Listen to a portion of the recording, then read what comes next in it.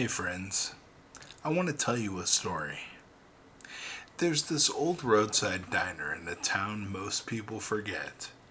You won't find it in a travel brochure. It's not insta famous, no 5-star reviews, but it's sacred in its own way.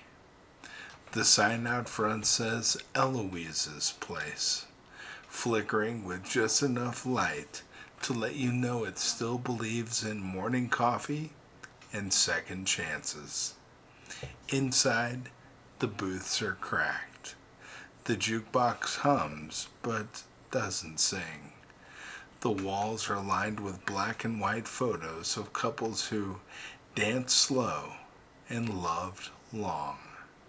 And if you follow the smell of bacon and rain-soaked wood to the very back corner, you'll see Table 9. It's not like the others. There's no condiments on it, no "please wait to be seated" sign. Just a single, quiet booth by a window with a view of the church steeple across the road, where the bell still rings at noon, whether people show up or not. And no one, I mean no one, sits at Table 9, because that's Walter's table. You see, who was Walter? Well, Walter was a carpenter.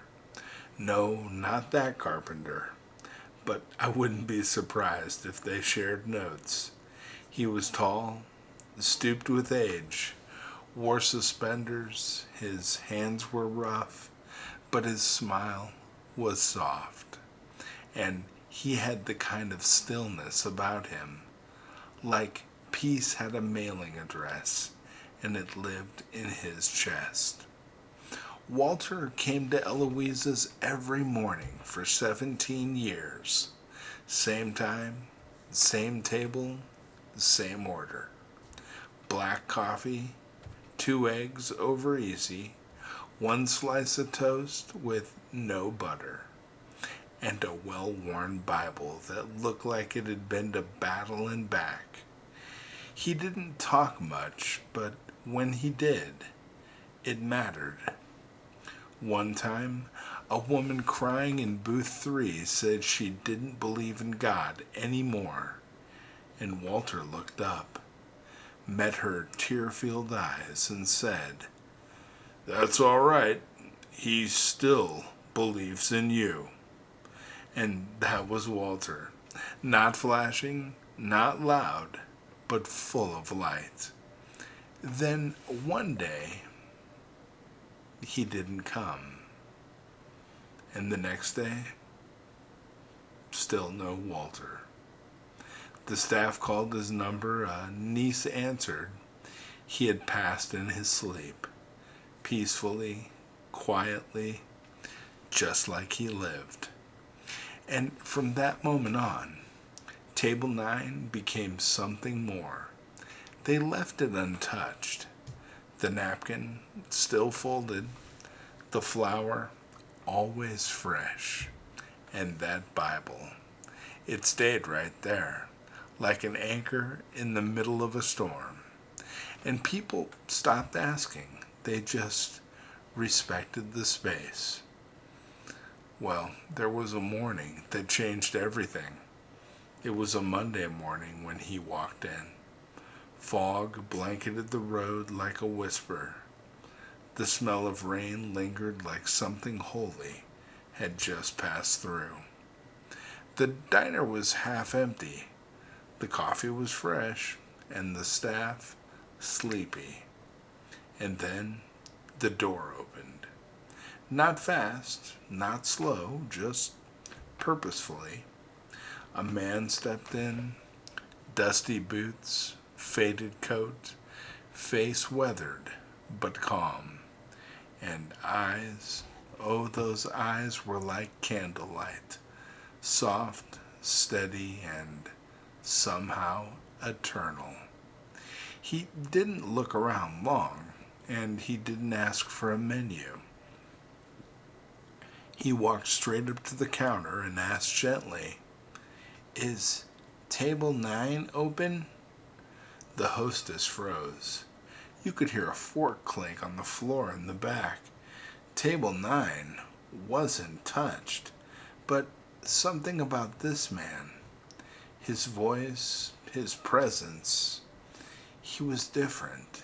So she nodded, and he walked back, sat down, and just waited. No phone, no book, just a black coffee steaming up from the quiet morning air like a prayer rising. And then the atmosphere shifted. You could feel it before you could even explain it. The businessman who always barked into his Bluetooth suddenly put down his phone and looked out the window. The young mom who'd been fighting tears all morning looked up, exhaled, and began to smile at her daughter for the first time in weeks. A teenage boy with a hoodie and headphones took them off, walked over to the man, and said, "Mister, do you know who Jesus is?" The man smiled. "Yes, I've been sitting with him all morning." And then he winked and added, "In fact, this is his table." That's when it hit the waitress. That seat had never been empty. Not really. And maybe Walter wasn't the only one reading scriptures there all those years. Maybe Jesus had been there too, waiting, sitting quietly, ready to meet whoever pulled up a chair. She looked away for just a moment to refill a glass, and when she looked back, he was gone. No door chime, no footprints, nothing. Just the cup of coffee, still warm, and inside the Bible, a note tucked carefully between Psalms and John. "I never left the table. I was just waiting for you to notice me again. Love, Jesus." So, why am I telling you this?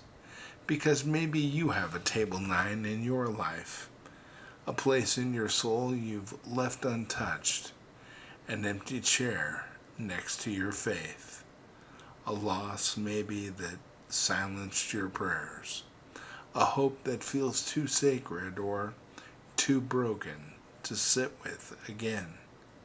Maybe you've spent years thinking Jesus has left your table, but friend, he has not. He never left. He's just been waiting, quiet, patient, and unmoving, ready to meet you over coffee, tears, or silence, whichever you had to bring. Jesus doesn't need stained glass to show up or a big cathedral. Sometimes he sits in old diners besides folded napkins and worn-out hearts. And sometimes he's just waiting for you to pull up a chair. So wherever you are right now, wherever your table 9 is, I dare you. Sit down, look beside you, and ask, "Lord, are you still here?" Because chances are he'll smile and say, "Yes, I never left." God bless you, friends. Bye-bye.